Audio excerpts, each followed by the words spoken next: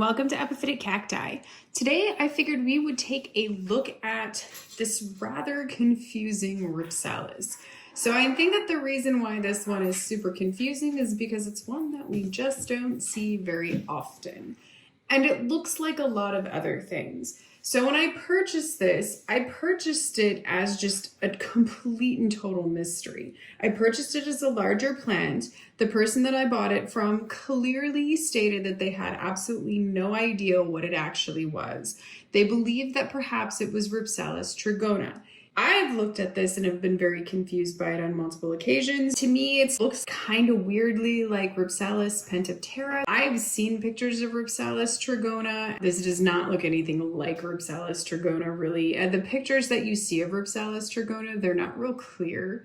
So that's one of the reasons why I think that this guy could really be, really seriously kind of a victim of mistaken identity here. What I very strongly believe this species is Rhipsalis Micrantha form kirbergii. It's supposed to have 4 to 6 ribbed or angled stems. It has mostly 4 angled growth on it, which is where the confusion was coming from. The reason why I was finally able to identify this is because it bloomed.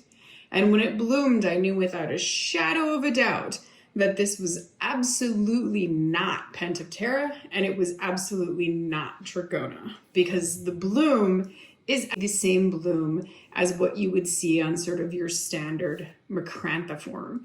And so I was like, oh, that's weird. So then I started doing some research. And when I started doing the research, it became kind of clear. What I think I have seen that has been called a Rhipsalis Tonduzii. They get moved around so much, but I think that what's going on there is that is really just Rhipsalis Micrantha. I think that's kind of what led me down the right path of what this is really supposed to be. The plant is supposed to be long and pendulous, so it's supposed to be long and hanging and beautiful like this. So I really think that that is what this plant is. So mystery solved there.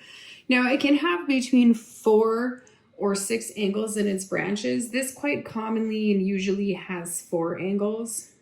You can see that, but every once in a while, you'll get something where it throws out a few more, which is how and why it was kind of a strange thing where it could be a little bit confused. There's a 3-angled branch even right there.